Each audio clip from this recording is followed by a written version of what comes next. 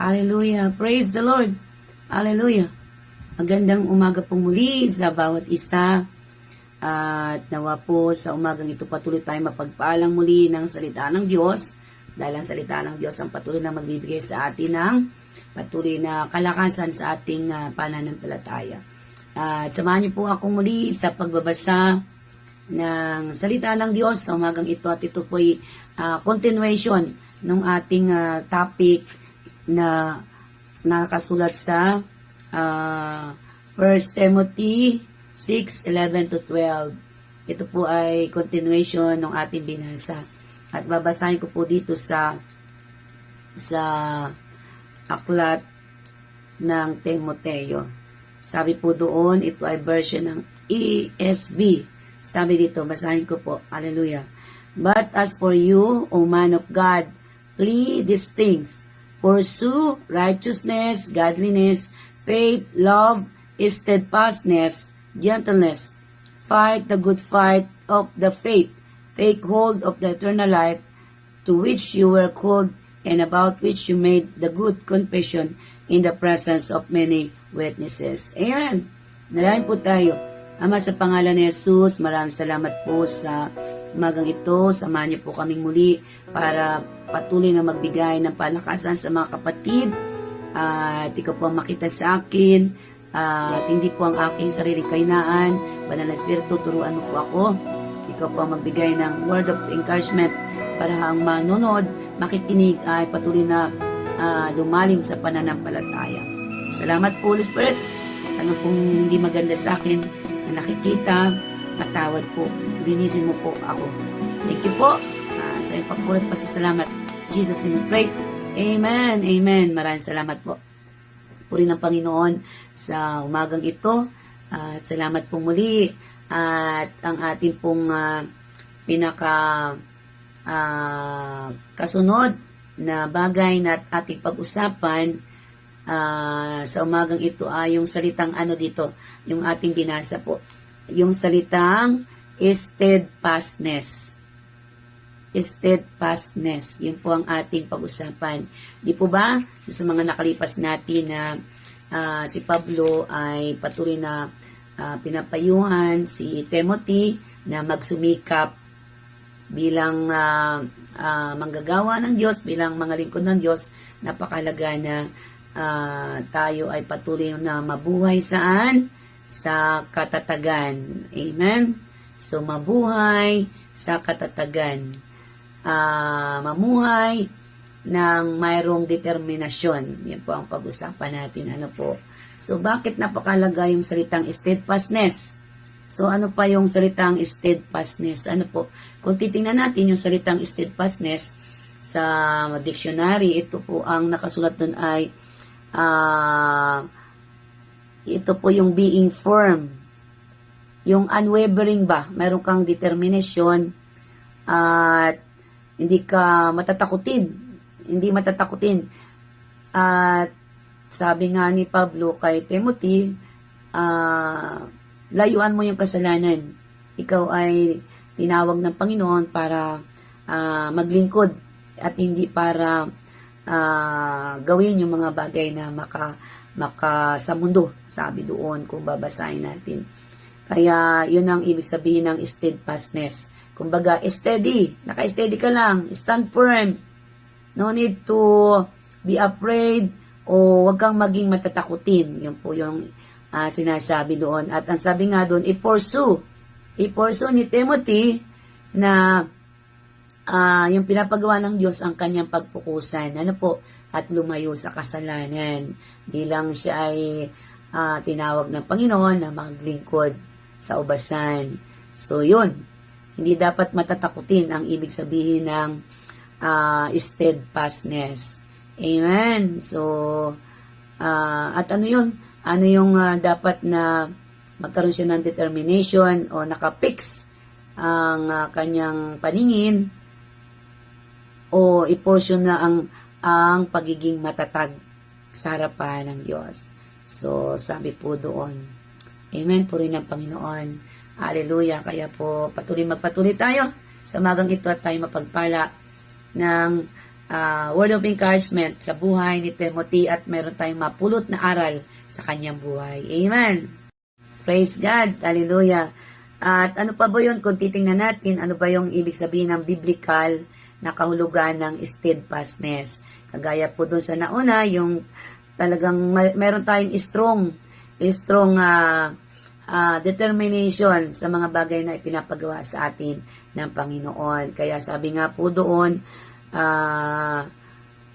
sabi doon biblical, ito yung steadfastness, to be stand firm and unwavering in your faith. Yun, ibig sabihin, yung ating pananampalataya ay kailangang mayroong katatagan. Hallelujah, purihin ang Panginoon. Sabi dito, bilang mga Kristiyano, kailangan nating magkaroon ng fix o stand na pagtitiwala sa Panginoon. Kailangan nating tayuan kung ano yung ating pinapaniwalaan at pinapanampalatayahan. Sabi po doon, kung gusto natin na hindi tayo madaling madala o ma-shake na mga problema o mga kinakaharapan natin o mga pagsubok sa buhay, napakahalaga ng salita na magpakatibay ka, magpakatatag ka, Timoteo.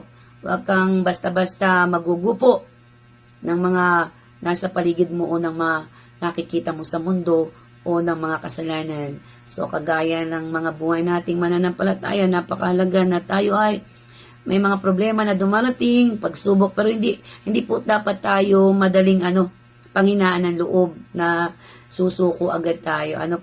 Kaya po, salamat sa buhay ni Timoteo na mayroon isang Pablo na kahit nasa kulungan ay nagsulat at para ipadala ito kay Timothy para bigyan ng tagubilin at advice kung paano magpapatuloy na maglingkod sa Diyos bilang tinawag. Hallelujah. Amen. Sabi po doon, ano po yung halimbawa dito na sabi doon, halimbawa, sabi po sa Hebreo 12:2, sabi dito, ang halimbawa dito na tayo ay magpatuloy na stand firm. Let our eyes always fix unto Christ alone. Sabi doon, looking unto Jesus, the author and the finisher of our faith. So, napakahalaga pala na katulad ni Timoteo na kailangan na yung kanyang pananampalataya ay nakatuon kay Kristo. Dahil si Kristo yung author at siya yung finisher ng ating pananampalataya. So, tayo rin pala na mananampalataya, mga manggagawa ni Kristo, kailangan ang ating focus ay kay Kristo lamang. Bakit? Siya kasi siya yung author ng ating buhay, siya rin yung author ng ating pananampalataya. Kaya mga kapatid kay Kristo, talagang ito yung ating patuloy na pagpukusan na tayo ay maging matatag at yung pananampalataya natin ay kay Kristo lamang nakatuon. Hindi pala natin dapat ilagay ang ating paniniwala, pananampalataya sa mga bagay na nasa mundo dahil walang patutunguhan. Hallelujah. Kasi ang mundo, pag tayo na-focus sa mga ginagawa ng mundo, baka madala tayo sa kabi-kabila na lamang na makita mo, lust of the eyes, lust of the flesh, yung mga pagnanasa ng mundo na tayo ay tinutukso at yung tukso nga ay si Satanas ang author.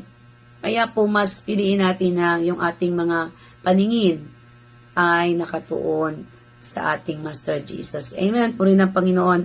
At sabi dito, napakahalaga na tandaan natin maunawaan, kagaya po sa unang Korinto 15:58, sabi doon, therefore, my beloved brethren, be steadfast. Yun na naman, inulit na naman doon. Be steadfast, immovable, always abounding in the work of the Lord, knowing that your labor is not in vain in the Lord. Amen. Purihin ang Panginoon. So, kaya pala tayo patuloy na sinasabihan ng salita ng Diyos na stand firm, having to have an attitude of maging matatag, katatagan, kasi alam natin na ang mundong ito ay maraming obstacle sa paligid natin. Maraming obstacle. Kaya sabi doon, be immovable. Amen. Napakaganda. Be immovable. Ibig sabihin, kahit maraming nangyayari sa paligid, napakaliwanag ng salita ng Diyos na tayo ay magkaroon ng steadfastness spirit at always, always abounding in the work of the Lord. So, mag-focus pala tayo ay sumagana tayo sa paglilingkod sa Panginoon. So kapag kasi tayo sagana sa paglilingkod sa Panginoon, mawawala yung focus natin sa mga bagay sa mundo. At yung ating mga kaisipan, yung ating focus ay makapaglingkod, makahayo, makapagbahagi ng salita ng Diyos, doon sa mga lost, yung mga wala pa. So, kapag tayo ay nakapokus sa paggawa ng mga bagay na pinapagawa ng Diyos, so, hindi mawawala yung ating paningin doon sa mga nasa paligid. So, kaya pala talaga tayo ay maging abala sa gawain ng Panginoon. Doon natin iabala yung ating mga buhay sa paglilingkod. Yun yung mga tinawag na mga worker ng Panginoon. Pero hindi naman sinabi ng salita ng Diyos na huwag ka na magtrabaho o huwag ka nang magpamilya. Kung ano yung mga pinapagawa sa atin ng Panginoon, ay di gawin natin. Ibig lamang sabihin nun, bilang mga manggagawa ng Diyos, bigyan natin ng time o priority yung mga bagay na pinapagawa sa atin. Kung ano yung pagkatawag sa iyo, ay di gawin mo. Di po ba? May kanya-kanyang pagkatawag sa atin. Gawin natin yun ng tao sa ating puso kasi ang ating pinaglilingkuran ay Panginoon. Amen? Kaya po sabi doon, at tanda natin, bawat paglilingkod natin, sumagana tayo dahil lahat ng ating ginagawa, ang reward nito ay nasa kamay ng Panginoon. Lahat ng ginagawa natin ay may saysay. Amen? Puri ng Panginoon. So, pangalawa po, bakit napakalaga ng salitang steadfastness sa buhay ng mga mananampalataya at sa buhay ng mga lingkod ng Diyos o manggagawa ng Diyos at ng mga kapwa natin believers of Christ. Napakahalaga ng salitang steadfastness. Bakit ito ay napakahalaga sa Biblia? Sabi po doon. Bakit sabi sa Hebreo, basa natin, kuha mga Bible, Hebreo 6:11-12, sabi doon, ang salitang steadfast, ito ay pagpapakita na tayo ay may full assurance of hope sa Panginoon. Assurance. Amen. Sabi po doon, ang steadfastness, ang katatagan ay nagdadala ng pag-asa sa atin. O pag-asa na kahit tayo ay maraming dinadaanan dito, pero meron tayong pag-asa na inaabangan. Ano yung pag-asa na inaabangan natin? That is the blessed hope. A blessed hope, yung eternal life, yung rapture, yung pagdagit na pangako ng Diyos sa mga magtatagumpay at mga mananalig na tunay na anak ng Diyos at naglilingkod sa Kanya. Kaya po napakahalaga nun. So, ang steadfastness natin ay patuloy na nagbibigay sa atin ng pag-asa. So, kaya talagang magkaroon tayo ng diligence na patuloy nating gumawa sa ubasa ng Diyos para yung mga pangako ng Panginoon ay ating makamtan pagdating ng panahon. Habang nasa lupa naman tayo, hindi man tayo pinababayaan ng Panginoon. Di po ba? Sinasamahan tayo at ginagabayan ng Banal na Espiritu para magawa natin yung mga binigay sa atin na mga pribilehiyo o yung mga tungkulin na binibigay sa atin bilang tayo ay mga manggagawa ng Diyos. Amen. Kaya sabi doon, patuloy tayo na magkaroon ng steadfast na pananalig o magkaroon tayo ng steadfastness na puso. So magpatuloy tayo magkaroon ng puso na may katatagan dahil napakahalaga nun. At sabi nga dito, sa ating mga buhay sa araw-araw, napakahalaga ng mga taong nakakasama natin. Kapag ang kasama mo ay makadiyos, so magiging makadiyos ka din. Kasama mo ay mapanalanginin. Kapag ang iyong kasama ay meek, di magiging meek ka din. Kapag ang kasama mo ay humble, and mayroong humbleness at teachable heart, magiging ganun din po tayo. Kaya napakahalaga pala na napakahalaga kung sino yung mga kasama nating tao. So, kailangan tayo ay patuloy na manalangin na mag-pray kung sino yung mga tao na makakaakay sa atin na magkaroon tayo ng impluensya, yung may impluensyahan tayo ng mga taong ito na tayo mapalapit lalo sa Diyos. Amen? Kaya purihin ng Panginoon at sabi dito sa pinakahuli sa James 1:12, tingnan niyo po, sabi dito, "Blessed is the man who remain steadfast under trial. For when he stood the test, he will receive the crown of life which God has promised for those who love Him." Wow, purihin ang Panginoon. Napakahalaga, mapalad pala yung tao na nananatili na matatag, may katatagan sa kabila ng mga dinadaan ng mga problema at pagsubok. Kaya mga kapatid sa pananampalataya, ano man ang dinadaanan natin sa panahon ito, sa mga padating na panahon, so patuloy tayong humingi sa Panginoon na bigyan tayo ng puso na steadfastness o may katatagan para malampasan natin at makayanan natin ang mga padating. At sabi doon, kung manatili tayo na nakatatag na puso sa harapan ng Diyos, yung pagdating ng panahon, makakamta natin yung promise na pangako ng Diyos sa mga to those who love Him. Kaya salamat po sa umagang ito sa ating maikling word of encouragement at nawa po ay tayo ay napagpala sa buhay ni Pablo na patuloy na tinagubilinan at binigyan ng advice si Timothy na lumayo sa kasalanan bagkos na mag-pursue ng steadfastness in the eyes of God. Hallelujah. Puri ng Panginoon. Tayo po yung manalangin at napakadaming ipapanalangin. Hallelujah. Hallelujah. Samahan niyo po ako. Ama, sa pangalan ni Jesus, maraming salamat pong muli sa umagang ito. Salamat po sa mga kapatiran na patuloy na walang sawa na nanonood ng mga pang-umagang devotion. At patuloy kaming makinig para kami ay lumalim pa ang pananampalataya, ang aming pag-asa, at kami patuloy na bigyan ng Diyos ng katatagan ng puso na kahit anong nangyayari problema, hindi kami matitinag ng mga pagsubok. Lord, right now, we continually asking for you na patuloy mong patuloy na kahabagan ang bansang Pilipinas, lalo tigit, Ama, sa mga nangyayari, sa mga bali-balita na patungkol sa mga 5G, Lord. Tulungan po ang mga tao na sila po ipakaingatan at ilayo sa mga gawa ng mga kaaway. Mga kaaway po namin ay mga spiritual na nasa paligid, na nagtipana. Lord, tulungan mo kami na kami po ay parating ingatan, bigyan ng lakas ng loob na sa iyo lang umasa at magtiwala. Bigyan mo kami ng patuloy na kalusugan sa aming physical na buhay, sa spiritual na buhay, sa aming pananampalataya, sa aming pananalig, Lord. Sa iyo na pinagkakatiwalaan lahat ng mga kapatiran na manonood ngayon, din sa iba't ibang sulok ng mundo. Makarating po ito para lahat ng mga tao na hindi pa nakakarinig.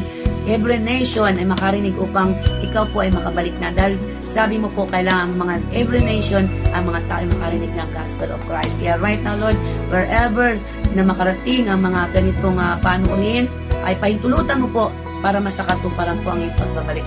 At samahan po ang mga kapatiran namin, yung mga nag-mission, Lord, mga umahayo, patuloy mo bigyan sila ng boldness, Lord, tapang na loob, katatagan sa kanilang paggayo, yung mga kapatiran namin. Hindi po kami nagsasawa, Lord. Sabi mo, pray, pray, pray without ceasing. Kaya, Lord, continually, Lord, ipinapanalangin yung mga nasa ospital, yung mga nasa kalye, yung mga pulubi, yung mga lost, yung walang pag-asa, mga kung saan-saan, mga nasa kulungan. Lord, nawa po ay may mga taong umabot sa mga kulungan. At mga kapatiran na namumroblema sa pera, namumroblema sa sakit, karamdaman, mga relationship, oh God, magkaroon ng forgiveness, pagpapatawaran, reconciliation ng mga pamilya. We pray, bawat family ng mga nanonood right now, Lord, mga kapatiran ko sa aming samahan bilang magkakapatid, ikaw pang matas, ikaw maluwalhati. Lord, maraming salamat na ikaw po ay Diyos namin. At ang mga kapatiran namin, mga lingkod mo na kasama namin right now sa Quezon is for Christ, Quezon is for Christ. We pray and declare the goodness of God will follow us all the days of our life. At right now, Lord, yung mga nangangailangan ng mga panalangin, ng anumang pangangailangan nila, mga unknown prayer, Lord, we entrust unto you. Lord, into your hands we commit ang mga panalangin namin. Ikaw magsasakatuparan. Sinabi mo, you never leave us nor forsake us, O God. Kaya sa'yo kami aasa. Kaya right now, Lord, salamat sa tagumpay at pagpapala. Lahat po ng mga manonood right now, inakin po namin, we declare ng ang pangako mo doon sa Psalm 23, goodness and love will follow us all the days of our life, and we will be with the Lord pagdating ng panahon na kami sinama mo na at binalikan. Kaya maraming salamat po, at nawa po, samahan mo kami, gabayan mo kami sa maghapon na ito, lahat ng aming gagawin. Tanggapin po natin mga kapatid, ang panalangin ng pagsama ng Diyos Ama, Diyos Anak at Diyos Espiritu, at ang kapangyarihan ng Diyos ay ating maranasan. Maraming salamat po sa iyong papurit, pasasalamat. Jesus name I pray. Amen. Palakpakan po natin ang Panginoon. At magandang umaga po. At nawa po, napagpala po tayo sa salita ng Diyos sa umagang ito. To God be the glory. Jesus name. Amen.